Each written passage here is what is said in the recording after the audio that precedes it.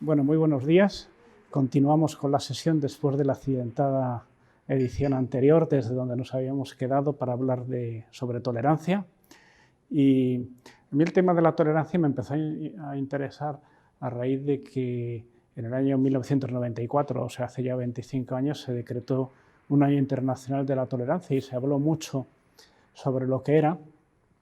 Y yo me acuerdo que un pensador que se llama Novak, que por aquel entonces dijo que quizá las dos frases, si se pusiera un grabador a toda la ciudadanía, quizá las dos frases que más se recogerían serían precisamente estas, que es la de yo hago lo que me da la gana, porque todo el mundo de una manera o de otra está constantemente apelando a su libertad, y por otra, esto debería estar prohibido, porque junto a la apelación a la libertad hay una reclamación constante de que alguien le proteja del mal uso de la libertad de los demás. Y la tolerancia, en el fondo, está muy relacionada con estas dos cuestiones. ¿Cómo gestionas el que haya libertad y al tiempo se proteja a la gente de la libertad de los demás? Porque es evidente que todos los necesitamos, porque si solamente estuviera en juego la libertad de unos y otros, entraríamos en la ley del más fuerte. Y la libertad que se impondría es la del fuerte y, por tanto, volveríamos a la ley de la selva y dejaríamos de estar en una, digamos, en una sociedad bajo el imperio de la ley, de los valores a ver, no podía todo ser perfecto, pero ahora sí.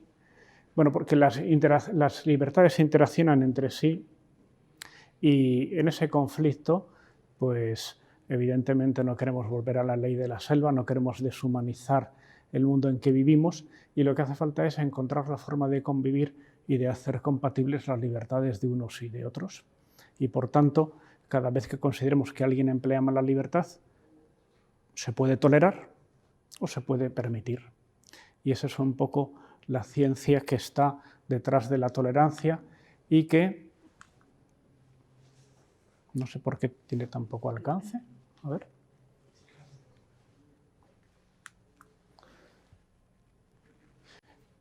Y el planteamiento es tolerarlo todo o perseguirlo todo. Evidentemente, si se tolera todo, estamos en la ley de la selva.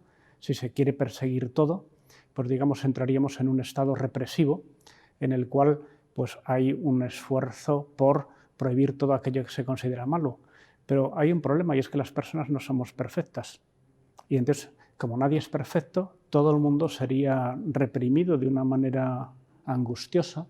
Y por eso siempre se ha hablado de que hay una serie de males que no se deben perseguir. Y al final es una cuestión que está fundamentada sobre el principio del mal menor. Y, por ejemplo, pues la mentira.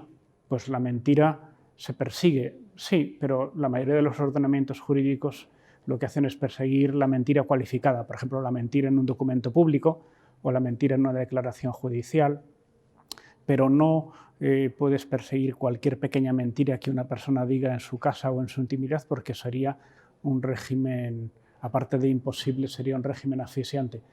Y lo mismo sucede con el alcohol.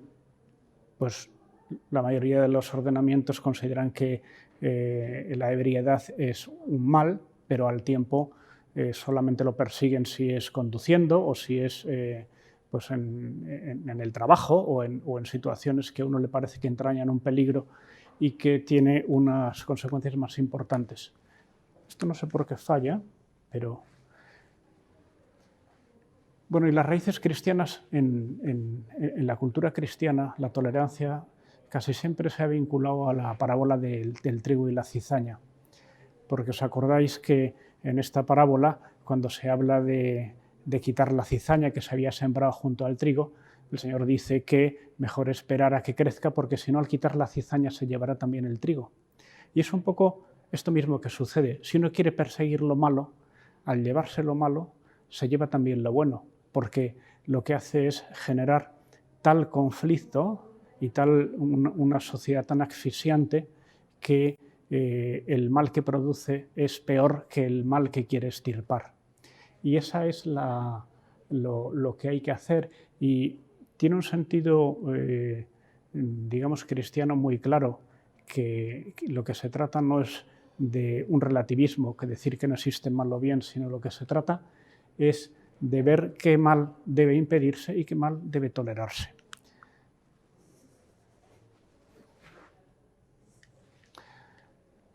Bueno, la tolerancia, uno de los problemas por los cuales a veces se confunden las cosas y hay bastante demagogia, es porque la tolerancia tiene fundamentalmente dos acepciones distintas. Hay más, porque existe la tolerancia, digamos, en los componentes electrónicos, en los aparatos, en muchas cuestiones, pero en lo que estamos hablando básicamente hay dos. La acepción clásica es la que hemos hablado más hasta ahora, que es permitir el mal pudiendo impedirlo. O sea, no se tolera un bien. Uno no tolera que le toque la lotería, por ejemplo. Lo que tolera es algo malo que está sucediendo, que él lo podría impedir, pero no lo prohíbe porque piensa que si lo prohíbe es peor. Y esto en la educación sucede constantemente. Hay muchas veces que uno ve cosas que hacen los hijos o cosas que hacen los alumnos que no están bien, pero sabe que sí, interviene constantemente. A cada vez que sucede algo, genera una dificultad que puede ser mayor que el mal que quiere corregir. Y por eso en educación la tolerancia es una cuestión siempre presente y siempre la evaluación de si conviene o no tolerar una cosa siempre es algo complicado. Y la tolerancia en el sentido ilustrado, que se emplea mucho también, es la idea de ser una persona respetuosa con la diversidad, con lo diferente, ser una persona comprensiva, indulgente, que está abierta a las opiniones ajenas. Y es un valor, en principio, positivo, porque ser una persona abierta y que respeta a los demás y que aprecia, pues en principio está muy bien. Lo que pasa es que si uno está hablando de la acepción ilustrada de ser una cosa abierta, parece que si lo trasladas a lo primero, que tolerarlo todo es lo mejor, pero tolerarlo todo, hay muchas veces que tolerar algo pues es una infamia. Y ahora se habla mucho, por ejemplo, cuando yo escribí este primer libro sobre la tolerancia en el año 94, todavía no existía la idea de la tolerancia cero. Se desarrolló mucho después, digamos que se popularizó mucho después, porque por entonces lo que parecía es que había que ser en un régimen, digamos que liberal y moderno y democrático y abierto, lo que había que hacer es ser muy tolerante y ser muy, digamos que muy respetuoso de la libertad de expresión y de la libertad de que cada uno haga lo que le parezca y no imponer uno sus propias ideas a otros. Pero con el tiempo, sobre todo, pues toda una serie de cosas que aquí he puesto un ejemplo, tolerancia cero con el software ilegal, la xenofobia, la mutilación genital, el exceso de velocidad, el bullying, la violencia de género. Hay toda una serie de cosas que se han hecho en las últimas décadas, grandes campañas de sensibilización, y se han hecho precisamente invocando la tolerancia cero. Es una cosa curiosa porque se ve como que en nuestra cultura da bandazos muy grandes de decir hay que tolerarlo todo y no meterse en la vida de los demás, a decir no hay que tolerar en absoluto esto. Y es una muestra de que la idea de la tolerancia no está analizada con mucha profundidad. Ahora funcionó. ¿Qué debe tolerarse y qué no? Pues es un discernimiento muy difícil. De entrada, porque no tendría que ver qué es lo que hay que tolerar, en qué se fundamenta ese estudio sobre lo que hay que tolerar. Y yo lo que propongo, y como entiendo yo que debería estudiarse la tolerancia, es que tiene que estar basada en la búsqueda del bien común máximo. O sea que hay que tolerar aquello que si tú lo persigues o lo prohíbes, pudiendo hacerlo lógicamente, porque si no, no es tolerancia, es simplemente resignación, ves que si actúas y lo prohíbes es peor. ¿Peor por qué? Pues porque, por ejemplo, porque no se puede exigir una perfección heroica. Si uno en su familia, en su trabajo, en la vida social, exige que nadie haga nada mal nunca, inmediatamente está generando un ambiente asfixiante, porque es imposible que eso suceda. Y por eso tiene que haber una consideración de si hay que no intervenir.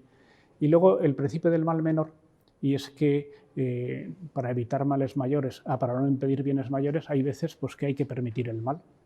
Y por eso muchas veces se permiten cosas que no están bien. El ejemplo clásico, que creo que no es el mejor, son las Antes se hablaba de las casas de tolerancia como las casas de prostitución, porque era un ejemplo de algo que todo el mundo consideraba malo, pero que consideraban que era mejor no prohibir. Debate que hoy sigue abierto, porque hay agencias de contactos que cotizan en bolsa y hay personas que les parece que debería prohibirse porque es una cosa indigna, y hay personas que dicen que, oye, pues si la gente lo demanda, pues que hay que dejarle a cada uno que haga lo que le parezca porque los dos lo hacen libremente. Y este es un tema interesante de análisis. Yo diría que la mayoría de las acciones humanas tienen múltiples efectos. O sea, cualquier cosa que hacemos, cualquier persona cada día, tiene efectos buenos y malos. Y por lo tanto, todas las acciones que hacemos, o yo diría que casi todas, son complejas. Y por lo tanto, no se puede hacer un análisis fácil sobre cómo debe actuarse. He puesto esta foto de una casa que está mal cimentada y que se ha caído por un terremoto, porque tradicionalmente la tolerancia muchas personas la han fundamentado en alguna de estas tres cosas, que es en el relativismo, que dicen yo lo tengo que tolerar todo porque no sé qué es bueno o malo. No se puede definir que una cosa sea bueno o malo porque todo es relativo. Otros no llegan a tanto decir que no se puede saber si algo es bueno o malo, o sea que no, lo que hablan es que no se puede saber. El escepticismo, que es como decir, no hay criterios claros para saber distinguir lo bueno o lo malo, o lo verdadero de lo falso. No digo que no haya cosas buenas y malas, sino que pues es una cosa muy difícil de saber. Y otros más por indiferentismo, es decir, yo soy tolerante, o sea, yo tolero porque yo no soy nadie para meterme en la vida de los demás. Entonces, en los tres casos es un fundamento débil de lo que es la tolerancia y deben estar basados en lo que hemos hablado antes.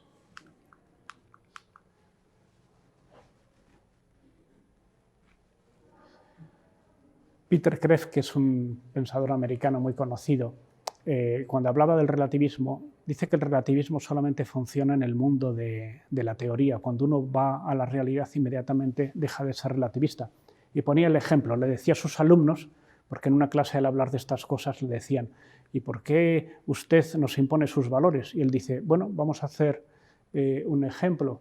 Dice, como tengo yo unos valores muy particulares y no quiero que me impongáis los vuestros, pues yo ahora suspendo a todas las alumnas. Y entonces inmediatamente le dicen, eso es injusto. Y dices, claro, no dices que esos valores no coinciden con los míos, dices que es injusto. Por lo tanto, tú inmediatamente, en cuanto hay cualquier problema de conflicto de intereses, tú inmediatamente acudes a un bien superior que es la idea de la justicia, no a si el valor es tuyo o mío.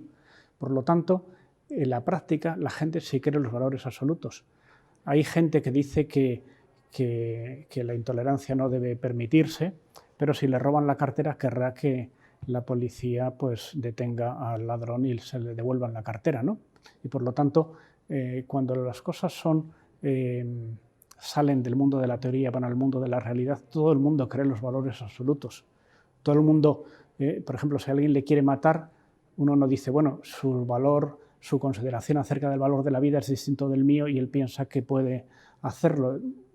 No, porque sería imposible, con un criterio relativista sería imposible funcionar.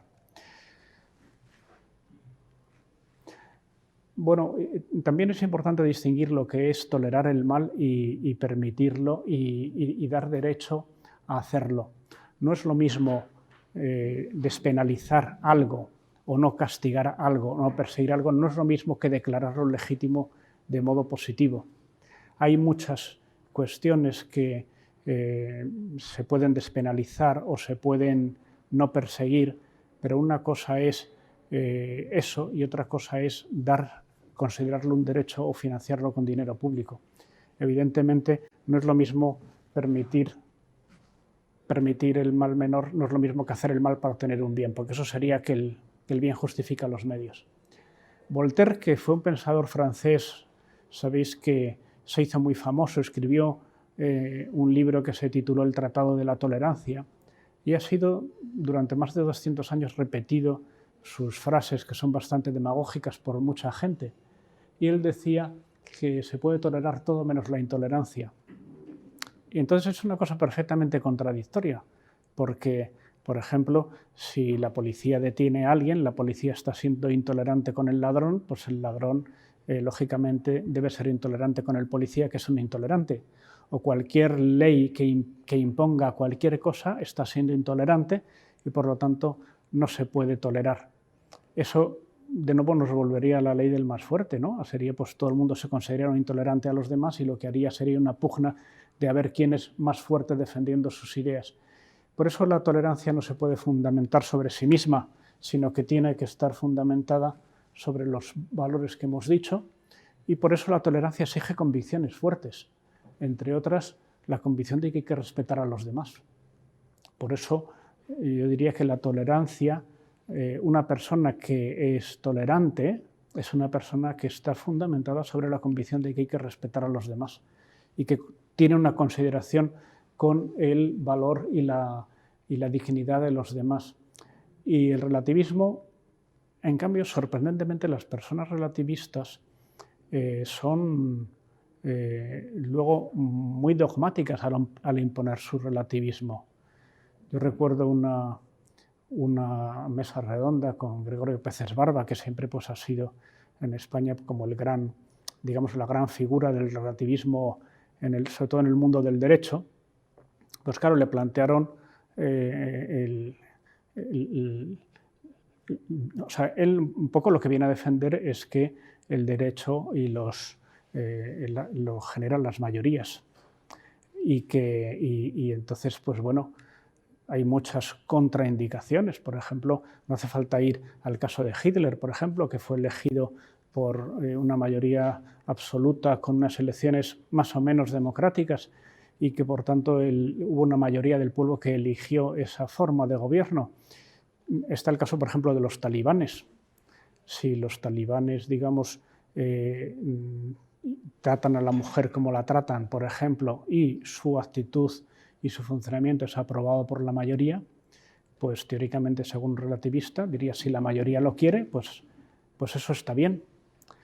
Yo creo que está claro que el bien y el mal no dependen de las mayorías, porque las mayorías muchas veces a lo largo de la historia han aprobado cosas que luego se han visto que no son nada buenas. Por ejemplo, durante siglos la esclavitud ha sido una cuestión tolerada y aprobada por muchas de las culturas imperantes en el momento, o la segregación racial, o el que las mujeres no puedan votar, o bueno, muchas cosas que se consideraban normales y que pasado un tiempo se ha dado cuenta la sociedad de que aquello que la mayoría aprobaba, pues luego con un conocimiento más profundo acerca de la realidad de las cosas. Y hay muchas cosas que hoy consideramos buenas o tolerables, que dentro de un tiempo probablemente no se verán así. Bueno, la educación, yo siempre insisto en que la educación no es hacer que las personas piensen como nosotros, sino que piensan por sí mismos. Esto es muy importante a la hora de pensar en la educación. O sea, en la educación no se trata de que nuestras ideas las repitan nuestros hijos o nuestros alumnos, porque eso más que educación sería adoctrinamiento. Precisamente lo que queremos es que, al educar a las personas, lo que queremos es que tengan sus propias ideas y hagan sus propios análisis y tengan sentido crítico para analizar las situaciones en que vayan a vivir. Y esto siempre cuesta, porque uno normalmente lo que le gustaría es replicar sus propias ideas en las personas a las que está educando.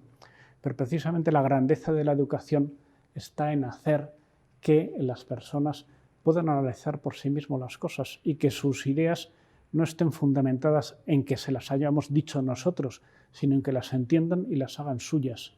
Y que la respuesta a los problemas sea una respuesta construida desde su propio entendimiento de las cosas y que tengan ese sentido crítico suficiente para encontrar la falsedad en las cosas que se hacen.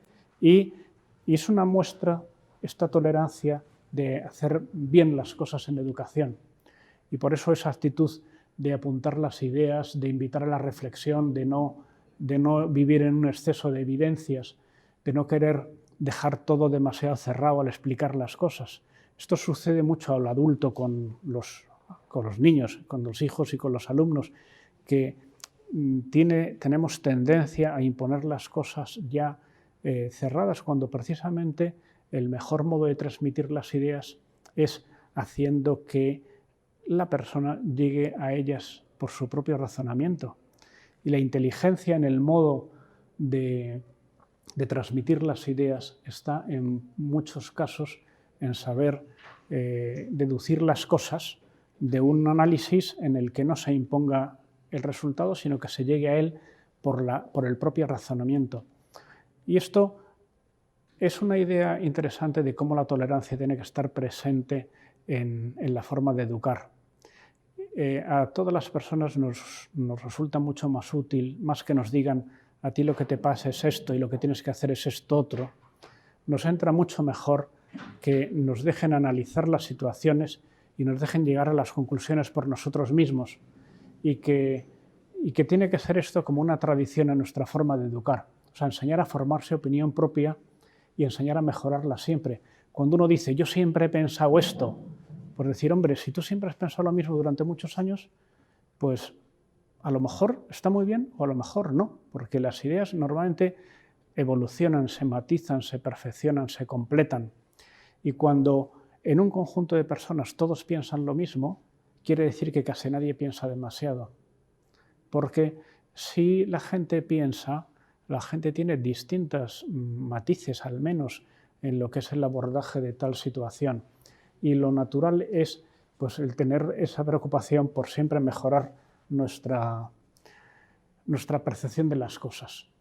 Y en ese sentido, trabajar con personas que piensan diferente, con deseo de aprender de ellas y al tiempo con capacidad crítica, porque uno puede decir, no me gusta que mis hijos o mis alumnos escuchen cosas diferentes de las que yo considero buenas. Y digo, bueno, ese es un principio positivo, porque hay que proteger a los niños digamos que del adoctrinamiento de determinadas personas, que puede llegar a ser muy invasivo y muy fuerte.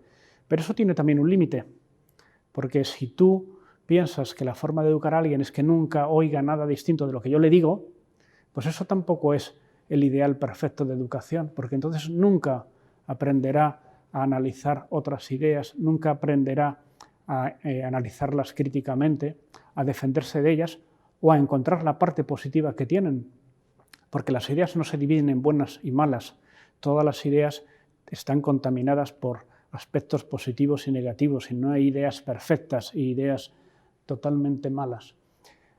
Bueno, por eso creo que es importante que la educación poco a poco no ocultemos las razones contrarias a las ideas que nosotros queremos transmitir, porque precisamente nuestro esfuerzo por comprender los argumentos contrarios y por encontrar su sentido y su fundamento nos hace que las ideas sean más firmes y más matizadas.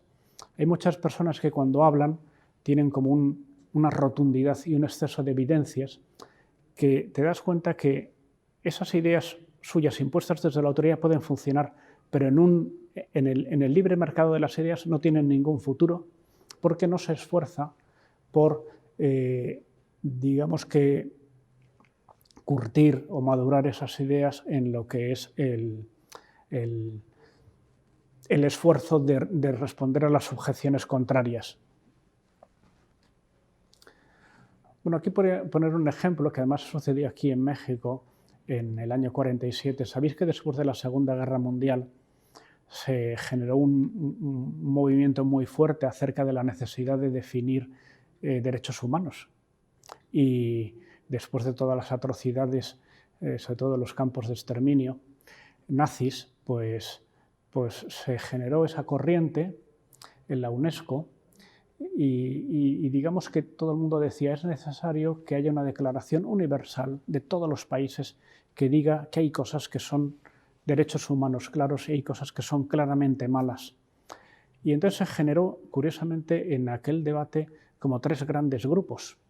Un grupo que decía que esos derechos humanos tenían que fundamentarse en valores cristianos, otros que decían que tenían que fundarse en valores islámicos y otros que decían que no se podía fundamentar en ningún valor religioso.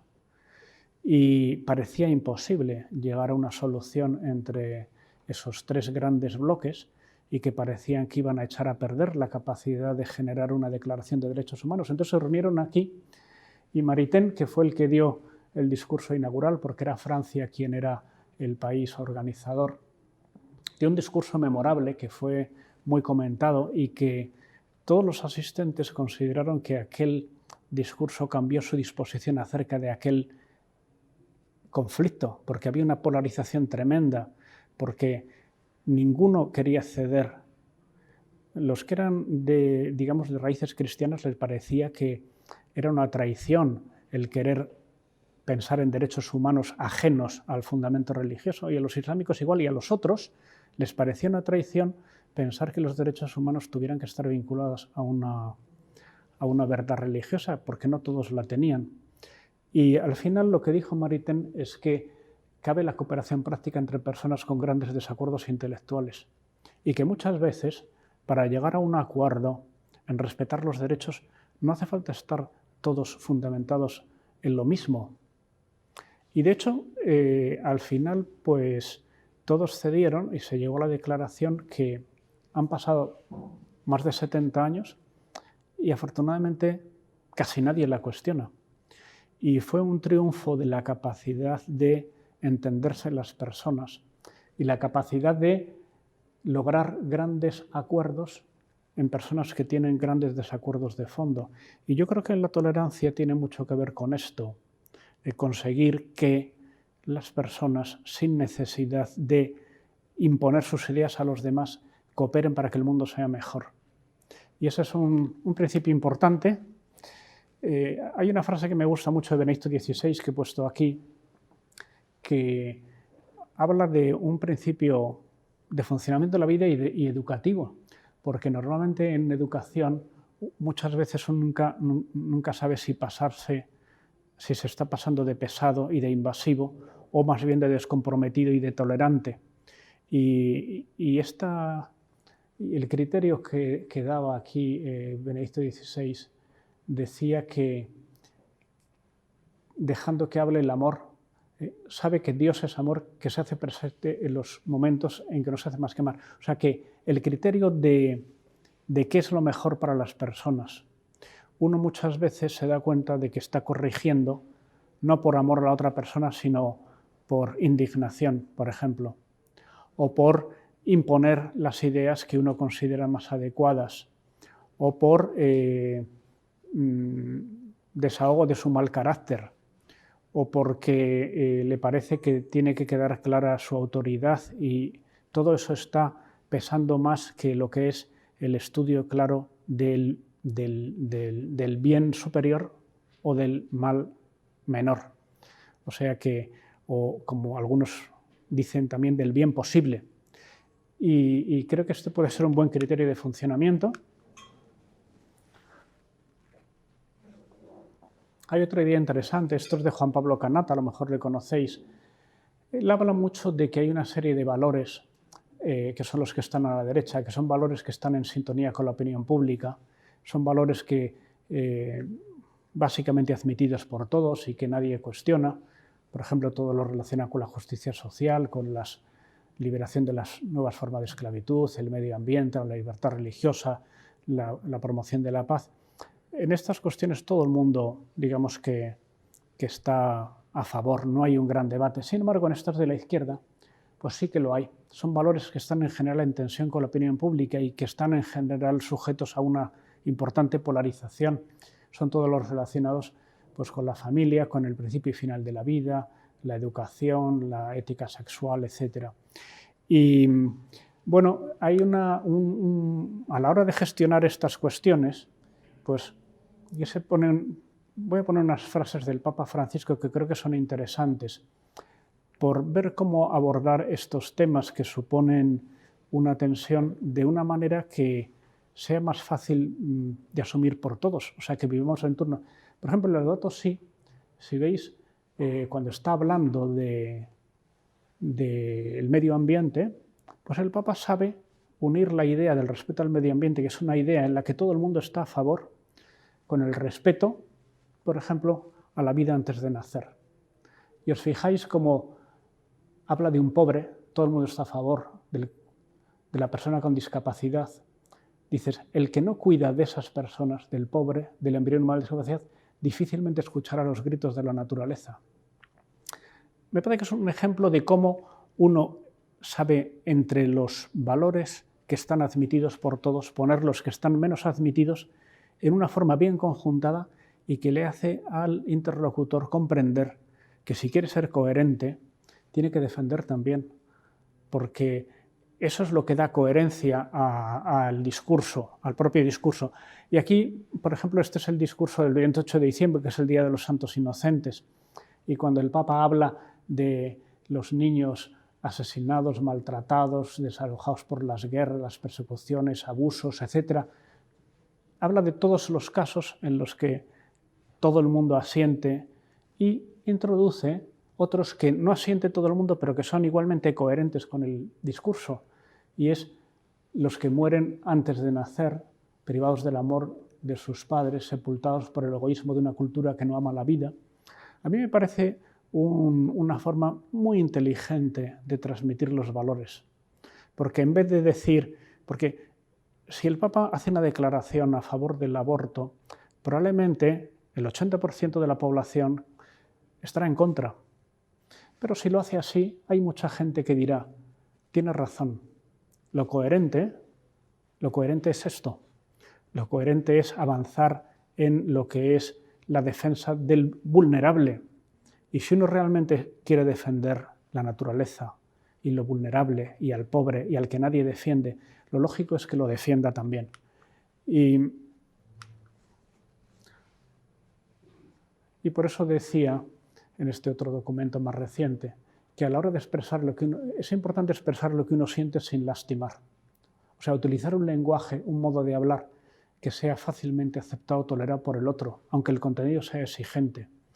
Y esto es una forma de hablar y una forma de hacer el relato y la defensa de las propias ideas muy importante, porque para que nuestro discurso de los valores cale en los demás, es muy importante no presentarlo con un aire intolerante, sino tiene que ser una actitud persuasiva. Y hay que saber, digamos, ganarse la benevolencia del interlocutor, no por engañarle ni manipularlo, sino simplemente por no mostrar la parte más dura y más difícil de aceptar de las cosas, porque cuando se hace así se despierta una defensividad en el interlocutor que le hace negar el conjunto. Por eso es importante el acostumbrarse a transmitir los valores de una forma amigable, de una forma positiva, de una forma que la gente sea fácil que se sume a esas ideas. Y repito, no por manipular, sino precisamente por no contaminar las ideas de nuestra propia soberbia y de nuestro propio orgullo y de un aire de imposición. Creo que es muy importante, se me ocurre ahora una anécdota. Yo cuando empecé a dar clase hace ya 30 y tantos años en Tajamar, y yo daba clase de matemáticas y también de religión, que tenía mi título, me acuerdo que en una de las clases, a la hora de hablar del matrimonio, pues yo empecé a hablar con mucha seguridad de la indisolubilidad del matrimonio y del divorcio, etc. Entonces, yo según lo iba contando, iba viendo los alumnos, que los conocía lógicamente, y pues pensaba uno pues, que sus padres, el matrimonio se había roto, otro que era hijo de madre soltera, y según iba pasando, yo me iba dando cuenta, esto es una cosa muy rápida, que según vas hablando dices, con este planteamiento no voy bien, porque esas personas están pensando que yo estoy juzgando mal a sus padres. Y por otro lado, esas personas son las que mejor pueden entender la importancia de tener una familia unida y feliz.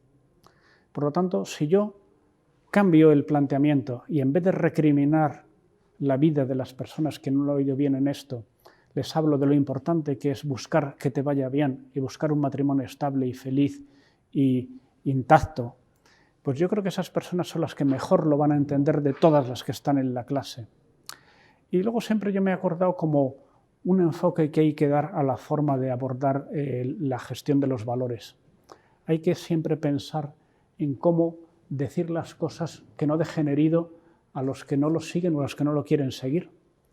O sea, que la tolerancia que tenemos que tener en el sentido no clásico, sino en el otro, es importante que seamos personas que sabemos decir las cosas exigentes, porque en el ejemplo de las frases que os he puesto del Papa Francisco, dice con mucha claridad todo lo relacionado con el aborto, con los embriones o con muchas otras cosas, pero las sabe decir de una manera mucho más aceptable para el que no está de acuerdo con ellas, de una manera que les mueve a esas personas a aceptarlas, porque le parece que lo coherente es aceptarlas y no les pone a la defensiva.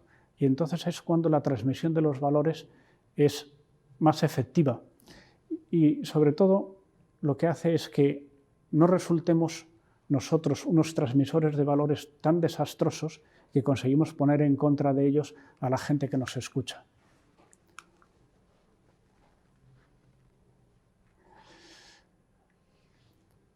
Por ejemplo, no hablar desde la autoridad. Esta es otra forma de ser tolerante. Hay mucha gente de bien, bastante gente de bien, que cuando habla de la buena doctrina lo hace con tal actitud que resulta desagradable para la mayoría de la gente. No resulta atractivo, resulta arrogante o cargada de suficiencia. Por eso he escrito aquí que cuando a alguien les cierras la boca, cierras también su corazón. Creo que hay que conseguir transmitir las ideas y los valores. Y yo creo que en la enseñanza, en la educación, la transmisión de los valores en gran parte no es una cuestión de argumentos, en gran parte es una cuestión de emociones. Y hay que conseguir hacer atractivos los valores y la virtud. Y para eso hace falta explicarlo de una forma, pues eso, sin arrogancia y sin exceso de seguridad y sin imposición. También es importante como reconocer la complejidad de las cosas. Muchas veces, a la hora de transmitir los valores, pues nos cuesta reconocer la complejidad. Yo encontré este ejemplo que es pues eso, hallar la X, pues ahí está, de un abordaje simple de las cuestiones. Y esto yo creo que sucede muchas veces, cuando deformamos un poco la realidad de un problema para poder rebatirlo fácilmente. Y eso no es forma de tratar los argumentos críticos contra lo que nosotros decimos. O sea, normalmente las críticas que hacen a lo que nosotros decimos tienen un fundamento y tienen una fuerza, y hay que conseguir comprenderlo para explicar las cosas mejor o para matizarlas o por saber denunciar la falsedad de esas críticas, pero no podemos ser como ellos. El mal ejemplo, esto también lo hemos comentado ayer, es imposible proteger a las personas del mal ejemplo. De entrada porque los padres y los profesores les vamos a dar mal ejemplo muchas veces, no porque queramos, sino porque no somos perfectos, pero nos conocen muy bien. Entonces, no se puede pensar que una persona solo va a aprender del buen ejemplo. Yo creo que es muy importante ayudar a las personas a tener el sentido crítico suficiente para aprender también del mal ejemplo, porque muchas veces uno se siente estimulado por el buen ejemplo que le da a alguien, pero otras veces se puede sentir estimulado para no ser como una persona que tiene determinado defecto. Y yo creo que a todos nos pasa. Hay personas que uno dice, yo quiero ser así, y hay otras que dicen ante un determinado defecto de una persona que dice, yo por favor espero no ser así, espero que alguien me dé un bofetón si alguna vez yo soy así para que me dé cuenta. O sea, creo que es importante por eso ayudar a las personas a gestionar el mal ejemplo para intentar sacar una enseñanza positiva. Porque si, por ejemplo, esto sucede mucho en las aulas y en las familias, que una persona no quiere hacer algo amparándose en el que otro también lo hace mal, ¿no? Pues recoge la ropa, pues si no sé quién no la ha recogido, pues bueno, es que si él no te da buen ejemplo, eso no es un motivo para tú no vivir bien las cosas. Porque si uno lo que busca es alguien que lo haga peor y justificarse con eso, y acostumbra su psicología a buscar siempre a alguien que lo hace peor para ampararse en eso, para no hacer bien uno las cosas, uno siempre va a encontrar a alguien peor. salvo que ya haya conseguido ser el peor de todo el colectivo en el que está. Por eso creo que lo que hay que hacer es transmitir y vivir nosotros esa idea de que constantemente hay que estar pensando en los buenos ejemplos para que nos estimulen, y hay que, al ver los malos ejemplos, ver cómo podemos ayudar o cómo podemos aprender, pero no seguirlos. Bueno, pues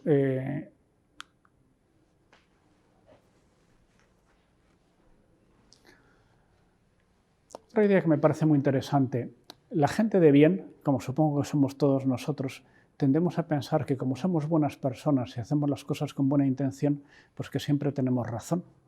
Y lo siento, pero ser buena persona y tener buena intención no asegura hacer las cosas bien. Es más, es muy habitual que la gente de bien, con muy buena intención, cometamos graves errores. Por eso es muy importante tener esa capacidad crítica para saber que nosotros no somos poseedores de la verdad, que más bien tiene que ser la verdad la que nos posee y que todos somos humildes buscadores de la verdad, y que cuando una persona se considera que él está en la verdad y que todo lo que dice es bueno y todos los demás son malos y polariza el discurso, en general, ni su discurso es bueno ni nadie se lo va a comprar. Y esa es la actitud intolerante que muchas veces tiene la gente y que le frustra mucho ver que no tiene ningún éxito en la transmisión de esas ideas, porque es una forma muy, muy negativa y muy torpe y muy ineficiente de difundir el bien y los valores, porque los hace muy ingratos para los demás. Y por eso es importante tener esa conciencia de que tenemos que estar buscando la verdad y no tener esa actitud defensiva y esa actitud como de que basta seguir haciendo como siempre lo he hecho porque yo estoy muy seguro de cómo hago las cosas y que lo que tiene que hacer la gente es adaptarse a mí porque yo soy la persona que tiene la verdadera lucidez y el verdadero conocimiento de la realidad y los demás no. Estoy caricaturizando un poco, pero yo creo que en cierta manera eso nos pasa a todos. A lo mejor con esto que estoy diciendo pensáis en alguien que es muy soberbio y que debe ser insoportable, pero esta actitud que estoy diciendo la tenemos todos. Y creo que la capacidad crítica para detectar esa actitud es muy importante y que por eso todos tenemos que tener esa capacidad de conocer bien nuestros puntos débiles, nuestras posibles incoherencias, explicaciones pobres, argumentos confusos y conocer bien las críticas. Yo creo que en la autoridad, en la familia o en la escuela o en general, tiene que ser una autoridad que esté sometida a diálogo y sometida a crítica. Y con esto no quiero decir transformar la familia en patronal y sindicato, ¿no? Pero sí el tener la buena costumbre de dar las razones por las que se hacen las cosas y en la medida que se pueda dar trámite de audiencia y de escucha a las personas y escuchar las razones, los argumentos, porque muchas veces esto sucede también en la vida pública. Los que promulgan las leyes o las normas muchas veces no caen en la cuenta de muchos aspectos que a esas normas les hacen inadecuadas. Y escuchar a quién va a tener que cumplirlas es muy interesante. Y esa actitud tolerante, abierta, de escucha, de diálogo, de consenso, creo que es muy importante que esté presente en la educación. Bueno, esto es otro ejemplo de aquí de México para fijarnos en algo que ha tenido lugar aquí cerca, en los Juegos Olímpicos de México en el 68, Fosbury. Era un chico que, aparte de ser bastante moderno, porque ya llevaba una zapatilla de cada color, como veis, o sea que esto es una cuestión que no es tan reciente, ¿no? Lo de hacer cosas así un poco exóticas. Este caballero no era un gran atleta, pero empezó a saltar de una forma diferente. Él ya venía de Estados Unidos de ganar campeonatos universitarios con esta fórmula, pero cuando llegó aquí era el único y fue la gran atracción en aquella ocasión. Y fue medalla de oro y en las siguientes Olimpiadas en Múnich en 1972 todo el mundo saltó así y él no llegó a dar ni la mínima olímpica para ir, no pudo ir. ¿Por qué? Porque él no era un buen atleta, pero él hizo algo diferente que cambió todo a partir de ese momento.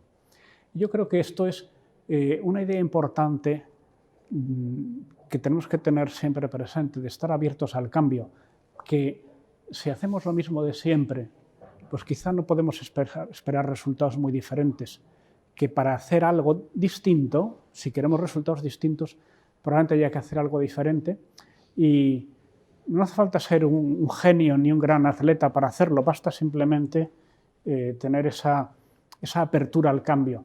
Y quería terminar con esta idea del cardenal Newman, recientemente canonizado, que decía una idea que me parece muy interesante, que muchas veces hay que cambiar para continuar siendo uno mismo, porque uno es el mismo cuando nace y cuando muere, pero entre una cosa y otra hay muchísimos cambios, y precisamente ser fieles a nuestra misión supone cambiar, porque somos la misma persona, tenemos la misma misión, pero cambia nuestro entorno. Bueno, y nada más, no sé si alguien quiere hacer una pregunta o con la duración que ha habido ya es suficiente. Yo creo que está bien así, ¿no? Bueno. ¿Podrías elaborar un poco más, aunque la idea me queda muy clara, sobre el tema de cómo en la sociedad actual queremos sobreproteger a nuestros hijos, que no vean nada, que, como lo mencionabas tú, que va en contra de nuestra perspectiva o de algo que evidentemente está mal, pero a veces caes en un casi deseo de decir yo voy a educar a mi hijo desde kinder hasta preparatoria en mi casa, para no exponerlo a cosas. Sí, bueno, yo creo que precisamente es una ciencia muy difícil y como muy personal, y que uno tiene que tomar la decisión de en qué medida sobreprotege y en qué medida, digamos que deja que la persona se haga fuerte exponiéndose al mal ejemplo. Y ese equilibrio muchas veces es un debate interno muy difícil en que tiene que tomar la decisión. Y yo pienso que la familia, o la escuela, según el caso, si toma esa decisión colegialmente, con rectitud, yo creo que acierta, porque yo creo que no se puede decir ni que la ausencia completa de mal ejemplo sea la mejor forma de educar, ni que la exposición constante al mal ejemplo lo sea. Ninguna de las dos fórmulas es buena. ¿Y dónde está el intermedio? Pues que eso es imposible de fijar. Yo creo que ese criterio prudencial es algo que muchas veces es distinto para cada hijo, o para cada situación, o cada momento, o para cada cosa. Hay personas más vulnerables que otras ante determinadas cosas.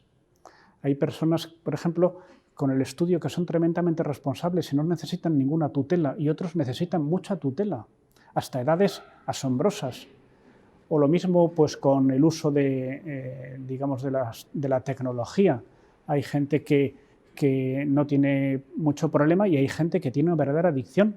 También a los adultos nos pasa. O sea que yo creo que no se trata de dar una regla general, sino precisamente del criterio de la tolerancia.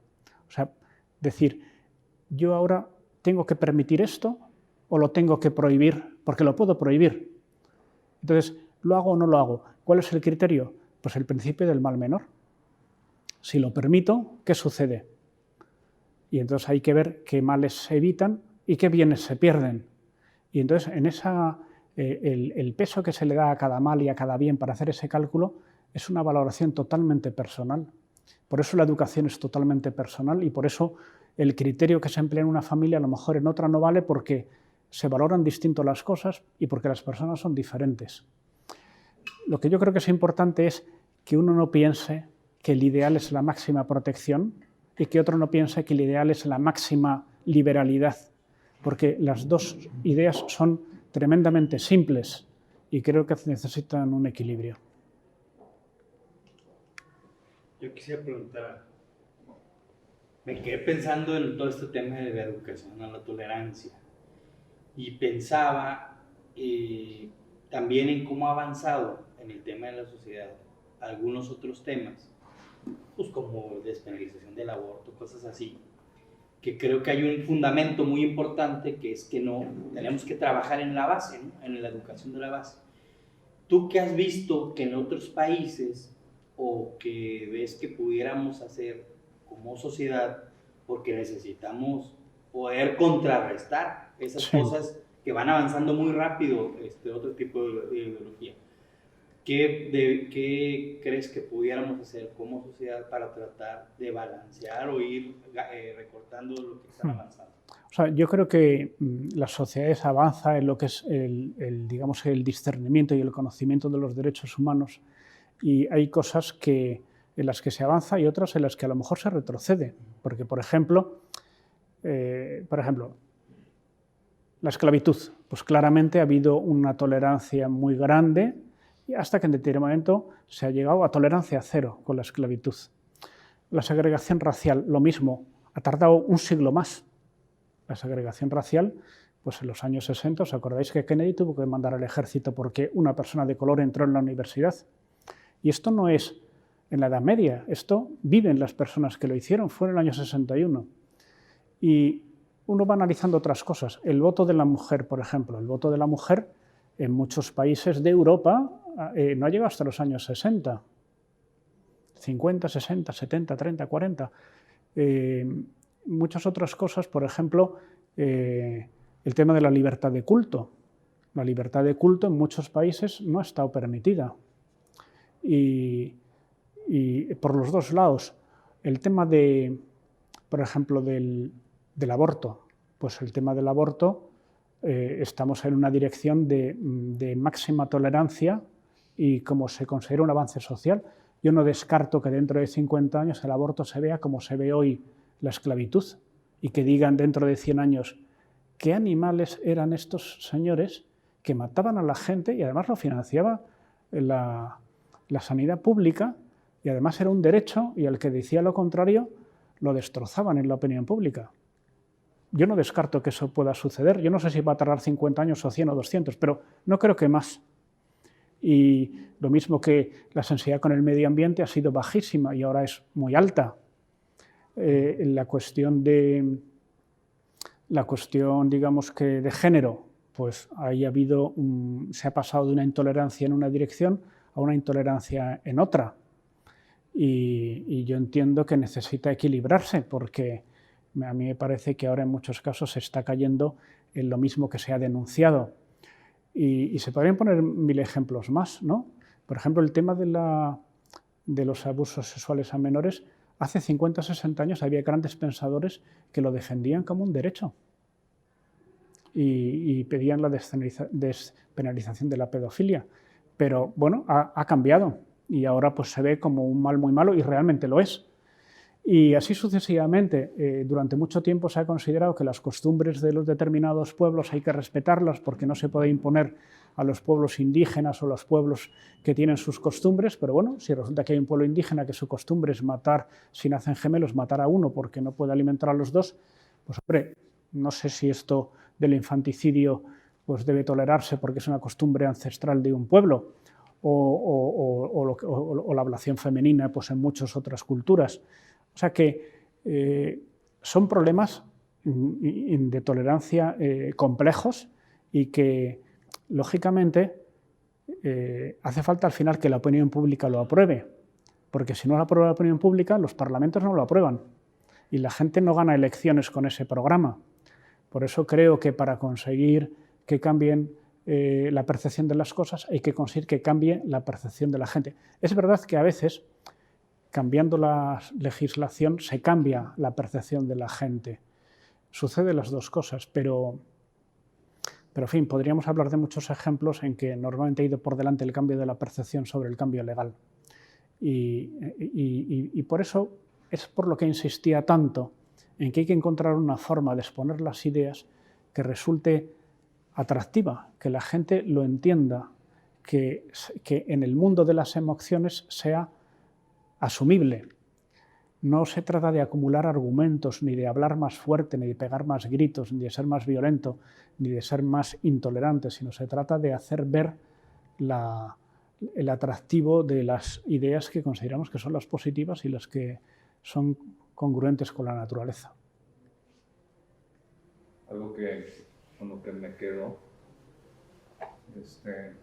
que no había reflexionado en eso, es que pues a la hora de estar discutiendo las ideas, pues pues podemos no llegar a un consenso tan fácilmente, pero todo puede caer en la práctica. Es cuando nos damos cuenta que lo que decías, pues que no hay relativo. O sea, y creo que en la educación deberíamos estar aprovechando esas experiencias, pues para hacer ver ahí dónde nos acercamos más a la verdad. Y yo me quedo ahora con esto. Sí. O sea, aprovechar lo mejor esas experiencias y sentarnos con los hijos a reflexionar en la experiencia que tuvimos. Exacto. O sea, yo pienso que si uno, o sea, los niños no paran de preguntar y de cuestionar las cosas, porque un niño cuando llega al mundo le sorprende todo y lo pregunta. Entonces, si se le da respuesta, él inmediatamente hace otra pregunta, porque la respuesta nunca le satisface. Ese es el motor de la historia, el que llega nuevo al mundo no entiende lo que pasa y lo pregunta, y si se le contesta y hay diálogo, la capacidad educativa que tiene ese diálogo es impresionante.